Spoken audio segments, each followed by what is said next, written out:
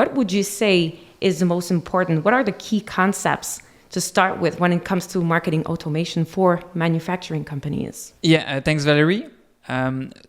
If I think about manufacturing, especially in the B2B space, often your go-to-market is through different channels. You might have direct customers, you might have distributors, you might have resellers, you might have value-added resellers, integrators, installers, etc., specifiers. So one of the challenges in many B2B companies is dealing with all these channels. And as a marketing team in those companies, you have to, I would say, give each channel some love, right? Because in your go-to-market chain, if one of these pieces is broken, then it might break the entire chain. So you have to take care of all these people with your marketing, making sure you reach out to them in a relevant way to engage them, and use these channels for your sales process.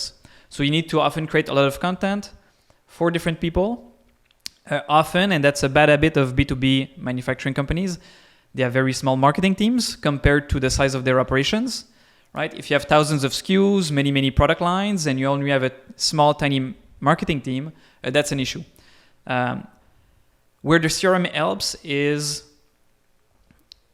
it will help give the marketing team all the information they need to properly target each of these groups. So that is the main pillar. So you need to target many types of audiences, but you need to know who they are, and your CRM is a big help to do that.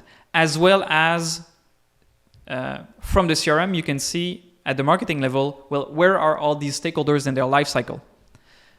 Is it a new lead for this type of stakeholder, or are they a current customer or in the process of purchasing, etc.? So those are big blocks that are super important to think about. Right. But I don't want to say high level here. I mean, we want the quick wins. We want the tangible examples. So do you have any examples that you could give as to how to really do an efficient marketing automation? Yeah. So again, linking with the CRM. So here I'm taking for granted that you have your marketing platform integrated into your CRM, and here's what you can do with it when you have that situation. So if they're well integrated, all your marketing lists should be, I would say, self-maintained by the data you have in the CRM. So you know exactly who's an end customer, who's a distributor, who's a specifier, and so on and so forth. So all these segmentations, yes, you can do some at the marketing level with the information you have, but you don't always have all the information. So your CRM is really helping your segmentation. So you can then send the right content to the right person at the right moment. And because you also see where they are in their life cycle, well, you send that content specifically at the right moment.